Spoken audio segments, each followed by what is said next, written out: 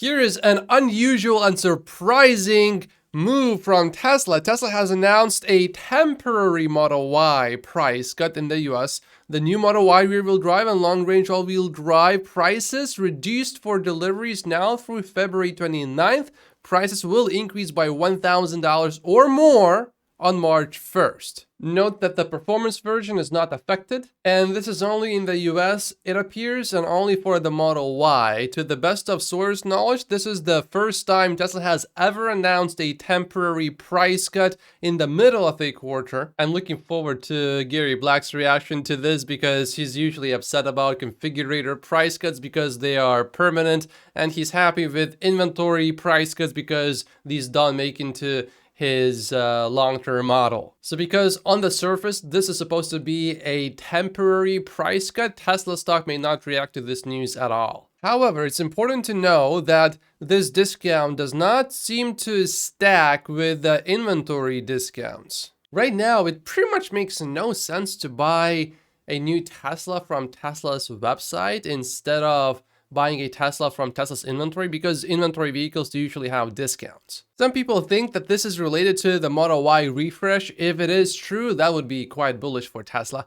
But I think most likely it is not related to that because the refresh is supposed to come later this year. Some are worried that this is a demand problem, but the way I think about it is, well, it's a bit like worrying about Model S demand back in 2016, 2017 as the Model 3 was coming out and the Model Y was going to come out also. The Model Y was not unveiled until 2019, but already back then it was abundantly clear, if you just thought for a little bit, that Tesla will make a smaller SUV. Just like today, it is abundantly clear that Tesla will make another smaller vehicle, which will be incredibly popular. So I continue buying Tesla stock. Elon Musk gave Michael Dell a tour of Giga Texas yesterday. With a net worth of over 70 billion, Michael Dell is incredibly rich. If you remember, Elon Musk recently just now said that he's thinking about acquiring new companies. I'm wondering if meeting Michael Dell has something to do with that. You don't see Elon Musk giving tours to just anyone randomly. Usually there's a pretty good reason. For example, when the Prime Minister of Israel came to the US, Elon Musk did give him a tour. And they had a pretty good discussion about AI later. So I think these two guys are working on something together. It could be something gigantic or it could be nothing almost, but it is definitely something to keep an eye on. Tesla seemingly is about to make a huge move, and I'll keep my eyes on this and I will want to get my hands on FSD version 12 as soon as this happens.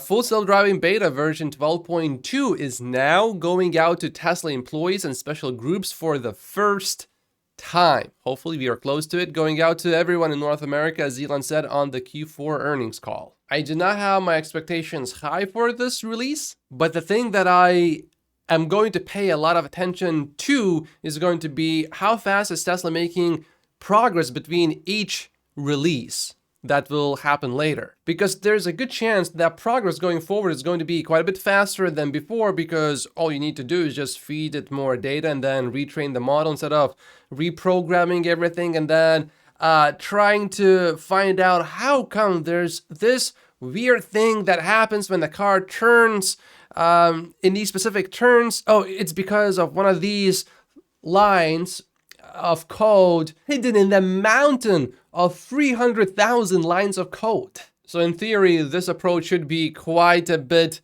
better going forward. Omar just posted a 90-minute zero intervention drive through Los Angeles. Here's one part that caught my attention. See that car? It cut in, and the Tesla handled it really well. And the car cut in somewhat abruptly, and yeah, that was not polite at all, but Tesla handled it well. And check out this clip here and pay attention right now. We are about to enter a situation here and see how smooth the steering wheel is. In these older versions, you would have this happening in a situation like this, but here it just stops here because there's not enough space for the vehicle to move forward. It waits for that car to go and then it just goes like a normal person would. That was quite impressive to me because my FSD version 11, in situations like this, the most annoying thing is that it's not so much that it disengages. It's not so much that it makes any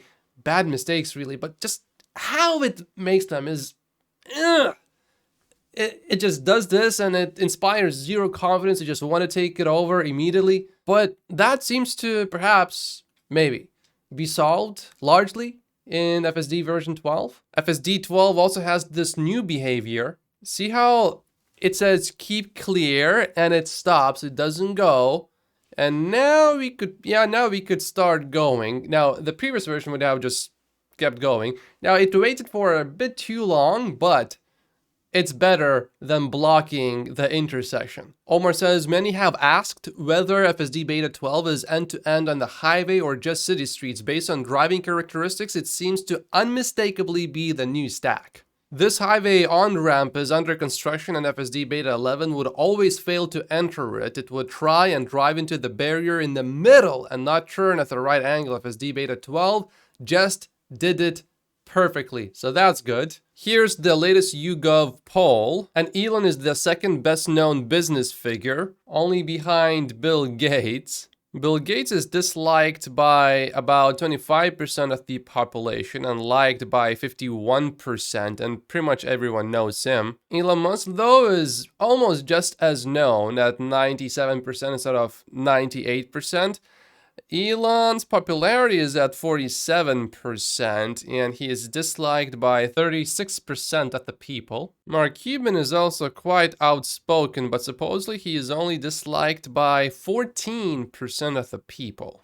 But look at Mark Zuckerberg. He is disliked by 40% and only liked by 35%. Bezos, though, is disliked by 32%. He doesn't talk about politics. But yeah, you can stay out of politics and still be disliked by everyone, mostly. This poll, this is crazy. I mean, the results. Do you believe Elon Musk is a successful business person? This is from November, so pretty recent.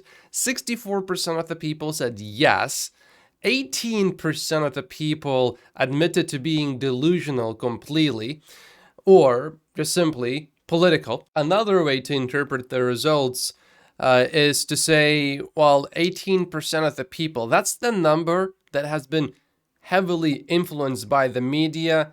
These are the people that do not think for themselves. How can you literally take the most successful business person alive and then say, he's not a successful business person? This is what we're dealing with. This is the power of media. And these are the people that could be influenced by advertising or PR campaigns. Bradford presented this question: what's the biggest thing on your mind as a Tesla stock investor? I think many of us underestimate just how much key man risk there is, says Sawyer. Chuck agrees. I think, though, this comment nails it, yes, but more of a long-term than short-term risk. Without Elon, the culture of a company will continue on momentum for many years, and Tesla will be very profitable short-term as they manage short-term profits while they slowly die long-term, becoming more risk-averse and controlled by the bean counters, has been the path of nearly every tech company whose key person has been lost. Sometimes, like Microsoft, they can find their way back. Apple actually has performed incredibly well, so I think it also depends on how is the transition handled.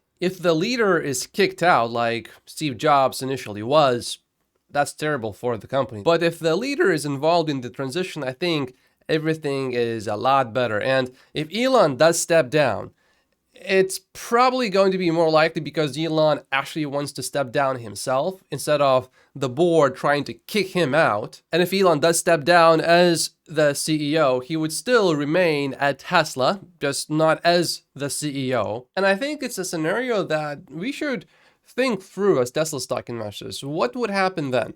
Well, there would be a few key benefits and definitely some downside. I think one benefit would be the stock would probably become a lot less volatile. Tesla going forward probably would not take big risks. So for example, if someone more conservative was leading Tesla, Tesla would have not tried the Cybertruck. Likely it would have worked on a smaller compact vehicle first, or released a more regular looking pickup truck and then tried the Cybertruck, I think things like that would have probably produced a more steady Tesla stock chart without huge ups and downs. Tesla would almost certainly be very focused on advertising, but future ambitious projects would probably be scaled back. So projects like Dojo, the Tesla bot, etc. So I think likely what would happen, at first the stock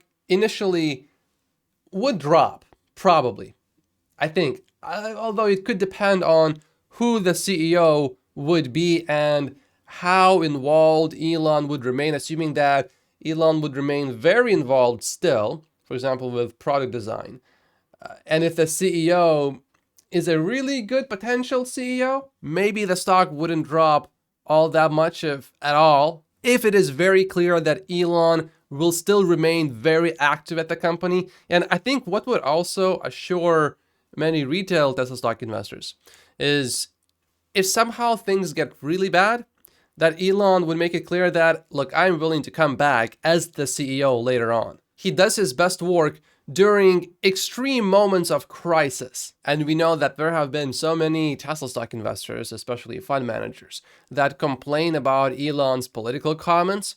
So if Elon does step down, Tesla would no longer be as associated with Elon Musk as it was until now. It still would be, but it would change a little bit, especially if the new CEO is a public figure that's fairly well known and is really neutral, or can somehow not offend people and maybe even calm everyone down. Now, if you remember, Amazon CEO Jeff Bezos stepped down in 2021 and the stock did not do well at first, but it has now recovered. So I just want to make it very clear. I would prefer Elon Musk staying as CEO, but if he does not, as long as he is still involved with Tesla, I would not really see that as a huge negative, especially if Elon Musk can somehow retain high control of Tesla, because then Elon can force Tesla to continue to innovate even if the CEO says, oh, we don't want to take that risk. Oh, but you have to because Elon Musk is telling you to do it. And I think Elon Musk is too strong of a figure for a CEO to say no to. What I personally would absolutely just hate to see is Elon Musk just completely abandoning Tesla. That would be a huge negative. But I really don't think that's likely. I think what will happen is Elon Musk will move Tesla's headquarters to Texas, just like he did with Neuralink just now. This happened 19 hours ago. The lawyers are going to work on the papers and the board is going to work on Elon's next compensation package that is going to give Elon quite a bit more voting rights for Elon to have much higher control of Tesla. And think about this. If Elon wanted stock with economical benefit, then you can make an argument, oh, maybe he's not really all that serious about Tesla's future because he just wants to make more money. But it's really difficult to make that argument when all he's asking for is just higher control. If you want higher control, it means you want to make sure that the company in the long term does not mess up. And why would you want to do that? Well, Elon does own quite a bit of Tesla stock already, so he does not want that stock to go down in value. I asked ChatGPT, so this could be totally wrong, but often it's usually right. And it says that even after IPO in Texas, you can have dual class shares. If anyone watching this is a lawyer, please comment down below if you know if that's actually possible. Assuming it is, Elon asking just for more control and not for more economical benefit to me is fairly bullish actually. How would you personally feel if Elon Musk stepped down as CEO but still remained at Tesla? Leave comments down below. I'm going to read every single one. Let's have a bit of a discussion. Roy commented on why Tesla started shipping refresh Model 3s from China to Canada instead of from the US to Canada. Tesla keeps changing the factory that supplies Canada to balance inventory across regions. It's a smart move. I like this idea. Model 3 production is too low at Fremont because the Highland upgrade is taking too long, but Shanghai has excess capacity, he thinks. Troy also gave an update about the Semi. There are two problems with the Semi. Number one is There's no factory, obviously, for the Semi yet. Tesla is planning to build one in Nevada. It should take around 2 years. Number two, there are no batteries. However, Lars from Tesla indicated that Tesla will go into volume production next year for the Semi. He said this in December, so this is pretty recent. And we already saw groundbreaking. Now, we know that the Tesla Semi should have used 4680 cells, but the truck is using 2170 cells as far as we know. So obviously there aren't enough 4680 cells right now for Tesla to start using them in Tesla Semis. So the decision which cells to use will also impact how fast the Tesla Semi will actually arrive. But just to temper my expectations, I will go with Troy's assessment. Troy also commented on the Fremont factory. Because Fremont is an old factory, the Model S and X design refresh in 2021 was challenging. Production actually dropped to 0 for the quarter. Fremont is now working on the Model 3 design refresh, and I'm watching the VIN data. It shouldn't be as bad. Troy also made a prediction about Tesla's next generation vehicle. Based on my research, looking at data points in the past, I estimate that Tesla will unveil the compact car in March 2025, and the first 1,000 units will be produced by the end of April 2026.